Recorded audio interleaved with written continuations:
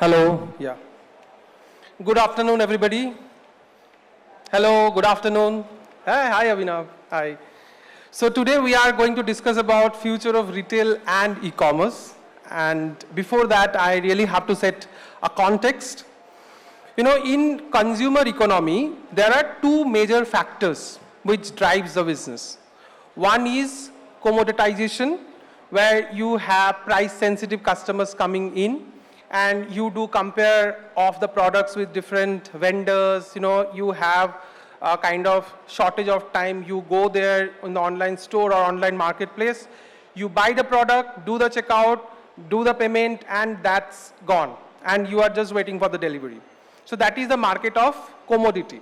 Second one is the experience-centric economy, where customer needs personalization, customer needs tailored-made solution for them, customer needs something which is beyond only a price-sensitive customer segment.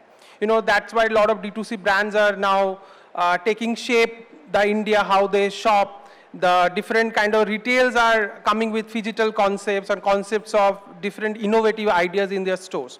So today we are going to talk about how e-commerce and retail has evolved over the years and what is the future looking like, with two eminent speakers and two guests of honor, Mr.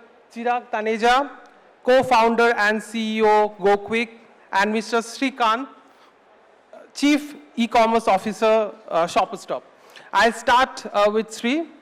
Sri, I'm really honored and privileged today. I was telling that, you are one of the 50 most influential e-commerce enthusiasts of India, and I'm honored that I'm taking an interview with you. So you have seen different journeys altogether, right? So you have been part of, going with the startups and also doing with the enterprises. You have worked on Omni, we have worked with support, supply chains, e-com, retail, of course. So tell us how your journey is so far and what are the trends you are looking forward this year? I think what has been fundamental, at least I'll quickly talk about, like initially I started off as part of multiple startups, part of the founding team. So that really gave a platform to understand every facet of the organization, how it functions, right from supply chain to performance marketing, to commercial trading and all of it, and more importantly, understanding P&L. But I think very early, I did pivot into working with enterprises, starting with Landmark in Dubai, followed by Matahari in Indonesia, and now with ShopperStop here in Mumbai. And I think what remains kind of fundamental is it's very difficult to think about trying to scale and drive e-commerce and brick and mortar in silos. It just doesn't work. So it's all about omnichannel, and everybody can have their different versions of what omnichannel could mean. But for me, the way I see it is there are two key ingredients to drive omnichannel experience, especially in a retail format. And one is to how do you drive a single view of customer, and second would be inventory. How do you drive a single view of inventory? So basically, if you can get that going, then every possible use case you can think of which could make life easy for customers as well as for the business can happen. So today, happy to announce that shopperstop.com, we're talking about north of 70% of our revenues are coming in from the stores, because we've got 100 plus department stores across the country. Though we do have our distribution centers, but then the algorithms work with, which is more about availability of inventory, proximity to the customer. Basis that stores, we drive the economies of scale and faster delivery, so it really works from an economic sense and obviously for the customer. And from a customer standpoint, First Citizen is our loyalty program, which is by far one of the most reputed ones within the retail industry and one of the oldest ones. They are really the ones which are driving revenues for us as well, which again puts some sort of a cushion for us to keep our marketing costs down. I know CAC is a topic which everybody is familiar with, but that allows us to create an appetite to find such an audience where we know so much more about, but then the intention is how do we drive the overall lifetime value of the customer and look at that customer across the lenses. Just one trivia I would like to share, that from the time we've started doing this in terms of looking at that customer, across the journey and trying to understand what this customer journey is all about. And every time we see a customer shopping across both of our formats, in-store or online, or assisted from store to online and vice versa, the wallet share of that customer is 4 times higher if I index that customer as only a store shopper. The frequency is 7x if I index that again to just a store shopper. So the economics really goes to the other level till the time we're making sure that we are not losing out on that conversion, whether it's in-store or online, by creating an ecosystem which allows us to truly leverage our core assets, which is our people in our stores, the brand partnerships we've got, the First Citizen program, which is our loyalty program. So all in all, really helps us moving there. So I think that remains as fundamental piece, whereas we could talk about the multiple technologies which are evolving, and we have to adapt to it, otherwise it gets difficult, because people out here, customers in general, they don't really care if you are digitally native or if you're a brick and mortar first.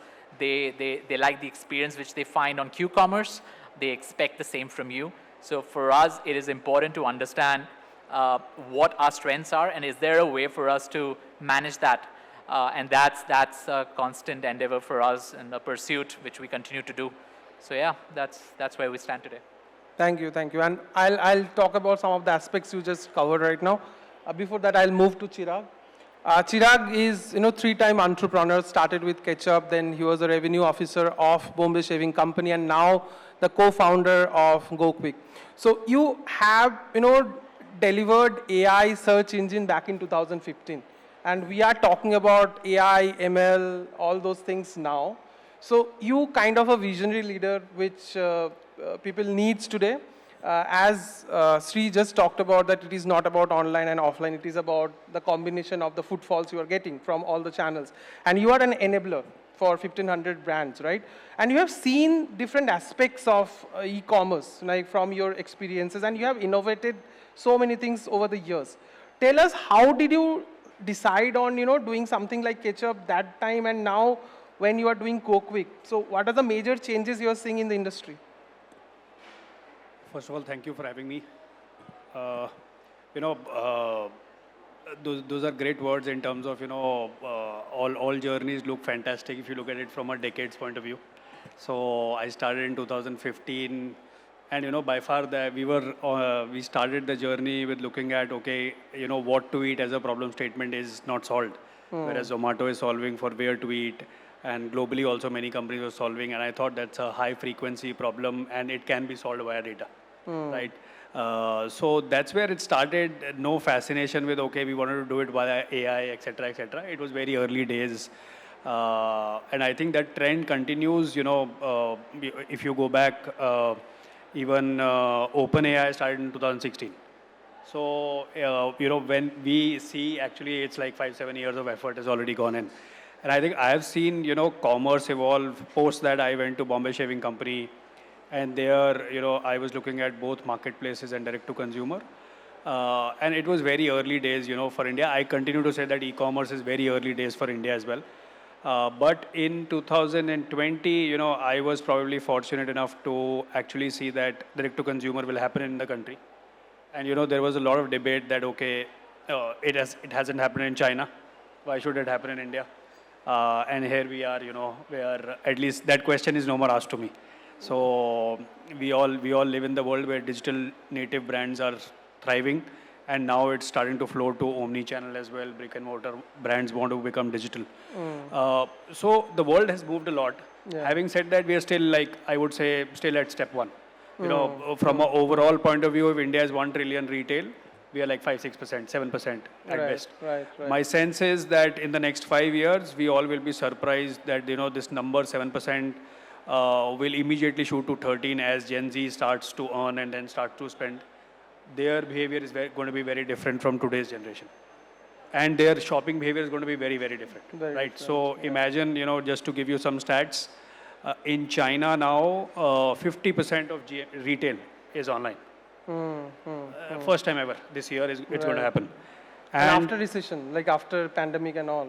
Yeah. So, and in that also, my sense is that 40% is live commerce. So imagine live commerce, at least I haven't seen, it's on the cards, it should take off, but we are working on it, but it hasn't taken off as such. Yeah. Right, it's still early days, internet has evolved, smartphones have evolved in the country, now we have 70% penetration. So those are all at least macro factors in favor. Next 5 years, from a overall growth point of view, it's like bodes well for everyone who's working on towards retail and e-commerce. And from a technology point of view, of course, as AI comes in, it becomes mass prevalent. You will see a lot of use cases being changed. Right, it has started with support. It has started with content personalization, leading to better CACs, etc. So all of that has already started.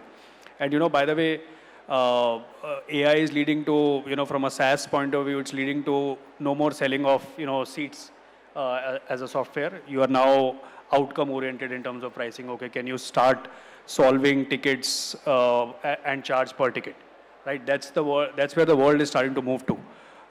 So that's one bit of technology. And I think consumer, from a consumer point of view, what has started to happen is that I am seeing, as India starts to earn more, Indians start to earn more, I am seeing that there is a lot of brand consciousness which has started to increase, right?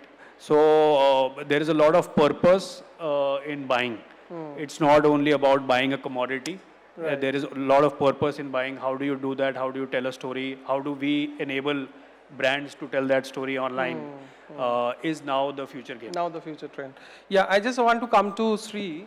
Now Sri, though you have handled both commerce as well as retail, there is a term called retail apocalypse, right? Everything is talking about, there are 10,000 shops got closed last year overall in the world. And the growth of retail is also very slow. It's like 5 to 6%, whereas your e-commerce is growing to a 24% year on year, right?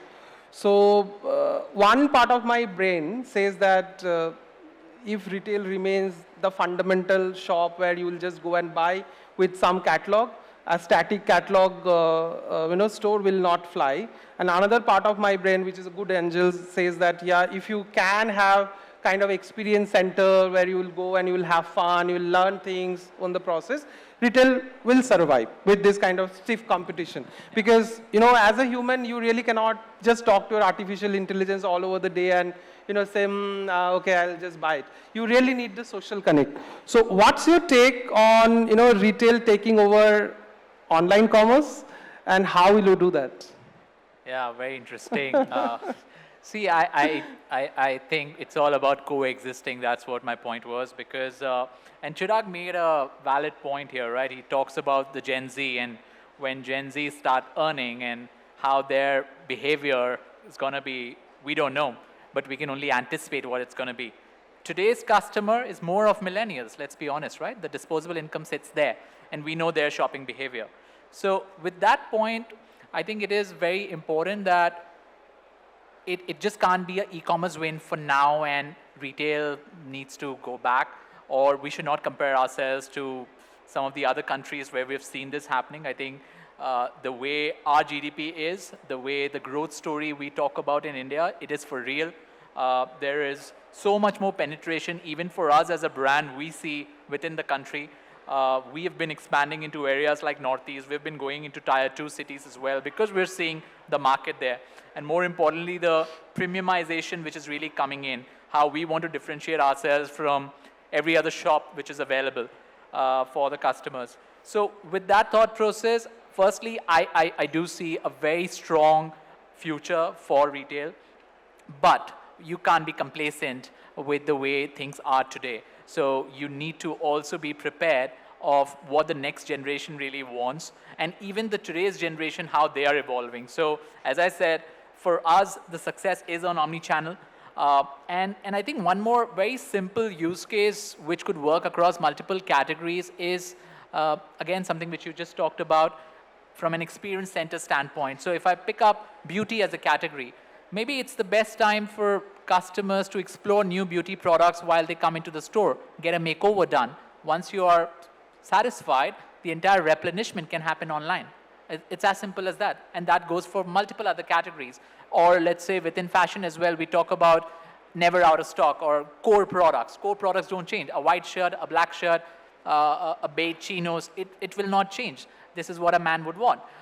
So it's more to do with that experience center, but then the seamlessness with regards to ordering it online and having a full visibility and understanding that there is a trusted brand out there. I can always walk up to the store, get it personalized, get it altered. So all of those are today's problems which we end up solving, and it becomes difficult for us to immediately, let's say, pivot towards a model which may not have that physical presence, but then it has to coexist. I think that's a very simple point, and there is no reason why it will not be relevant even in the years to come. But that evolution is very important, and everything around that is something which needs to be adopted by the businesses. So the answer is that relation between online and offline is not binary. If one thrives, another will not die. Absolutely. Okay. Absolutely. Yeah. So, Sides of the same coin. yeah. So Chirag, I have a question for you. Like you have, now you're associated with 1500 plus brands. You are the enabler of e-commerce for multiple brands. So people are talking about sustainability, people are talking about AI, people are talking about different technologies these days. But is it going to be a continuous process? As a company, as an industry, do I have to continuously invest on my technology to remain relevant in the coming years? You know, if I give a generic answer that, okay, you know, do companies need to continuously invest in technology? For sure. You know, and that's not an answer for only retail. That's probably an answer for everyone.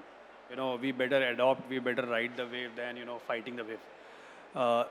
When the question comes to, let's say, the sector which we serve, what, you know, and the thesis of the company is that, okay, you know, the technology evolves. Can we be the large e-commerce enabler who can support everyone while we continue to innovate and help people drive more revenue, drive more profitability, right? So that's where people like us as an enabler come in, who you know, understand the depth of the technology, what is happening. And you are so right that, you know, all of these things are changing every 6 weeks. You know, correct. from an AI point of view, I don't know if you guys are tracking, but Facebook just open sourced Llama, right? In my view, that's a checkmate, right? So that has just taken over the industry in a very different scheme of things. Now, you know, for us, it's like bread and butter. We are living that. We are trying to innovate. We are trying to, and we understand retail commerce well. So we are thinking, okay, how can we use this to help our merchants drive better revenue, drive better profitability? And all of this continues to change, right? Shopper, as Sri said, that shopper is not concerned about, okay, I'm going to order this from X platform or Y platform. They are concerned with, okay, you know, can I discover more? Can I discover on video? They are not concerned with, okay, can you serve me video? Right, so you better adopt the technology with, let's say, some of the large players are doing. And we help them do that across the spectrum, whether it is, you know, discovery space, or whether it is, you know, seamless checkout space, or driving profitability by controlling risk in a transaction. So all of that. So I have a follow-up question on that. You touched upon profitability, right? And these days, everybody is talking about bottom line than top line. And because this has become very evident, the VCs are not funding some of the companies, and all of those are very relevant. So you as a brand are actually tracking profitability. So tell us some stories without naming the brands where you have kind of completely renovated them and they make them sustainable for a long run. No, many, I can tell you many, and you know, any business in India is not, you know, not an easy one to build. Profitability is hard to chase. And you know, it's nothing to do with VCs as such. I would say eighth wonder of the world is interest rate. Yeah. So as long as interest rates stay high, you know, some of these growth capital or risky capital is difficult to obtain. Coming to your question on, you know, how have we helped brands? So multiple such areas. Not only, you know, we were focused on day one as a product on, okay, how can we solve? India is a country which still has 70% cash on delivery. Can we solve the failed order phenomena there? RTO, right? Yeah, That's RTO. And there we have worked with many brands now have reduced their RTO by almost 30%. 30%? Yeah, and that has happened. Now, very recently, we have a product called Quick Chat, which is on the engagement retention marketing side. So there we have started to help people on, okay, how can you retain better? How can you convert them better by better segmentation, by giving them better network insights? That's two. We just started to do a bit of returns as well. Returns is, by the way, a problem which is norm of e-commerce. It's not going to go away as long as e-commerce. And the true North Star there is Amazon, which keeps saying that, okay, no questions asked, return. Now imagine if you want to enable everyone to do that. And that's a direct profitability driver. It has risk component to it. It has workflow component to it. We do all of that. And fourth, I think I would say, which is a very recent phenomena, is that, okay, can we have a product called Quick Pass, which is that, okay, can we convert some of your anonymized users to direct revenue, which is more top line focused. So that's one really taking off. And the whole view is that, okay, can we help merchants become more sustainable there? Yeah. Same question for Sri. How do you remain relevant and sustainable? See, I think some of the Chirag said it all. I think what will continue to remain fundamental over a period of time, over a longer period, is to drive a business which is sustainable, yet scalable and profitable. And if somebody within the digital space is wanting to look at that, there is no shame or no harm in partnering with players who are there in the ecosystem who can provide you with intelligence.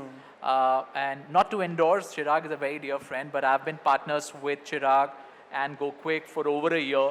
And I can also vouch with regards to the goodness we have seen in, let's say, our cash on delivery orders as a percentage to overall transactions coming down drastically, which has a positive impact on the returns, which is basically what it is, making it a lot more sustainable, which is making it a lot more profitable. So all of that really comes in. So I think it is also very important for businesses to really identify, because it's very hard and difficult, and it may become a futile exercise for you to solve every problem.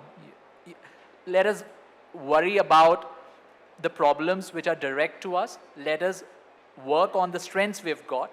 And if there are solutions out there within the ecosystem, there is no harm to leverage that, because it drives go-to-market a lot more faster. And eventually you benefit as a business. And of course, the customer continues to be the winner. So it's been a great journey so far as well. And I do look forward to all such engagements and partnerships within the ecosystem, which benefits customers as well as the business. So the ecosystem will flourish in the coming days, and we all will work together. So that is the key takeaway from both of you. So we have to close this, but before that, I will have a quick rapid fire with both of you. First question to you, and you cannot take your brand name, okay, when I'll ask this. What's your favorite brand apart from Shoppers Stop? In tune.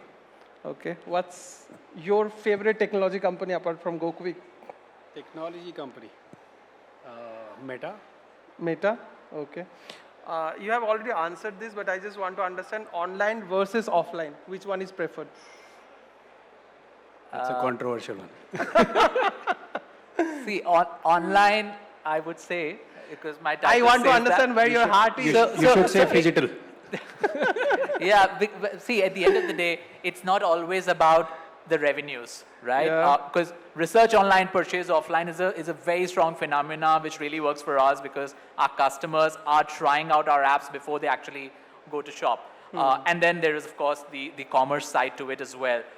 So online is really helping in terms of getting leads, in terms of retaining and driving that CLTV. But at the end of the day, as Chirag and this whole concept is all about phygital. But online would always be dear to me, because that's my bread and butter. I hope you are not becoming humble and just becoming the part of the event.